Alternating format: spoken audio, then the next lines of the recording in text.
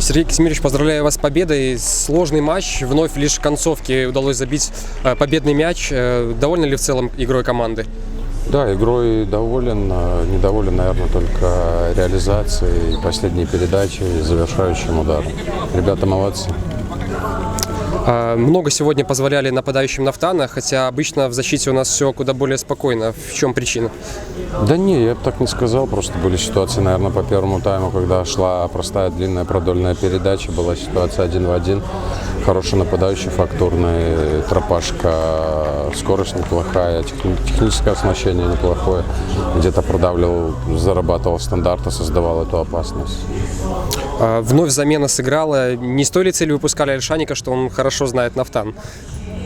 Ну, и это тоже как бы для парня в подсознании держало лишнюю мотивацию. Андрей неплохо выглядел в этом игровом цикле, поэтому решили так, сварировали состав, сделали ротацию небольшую.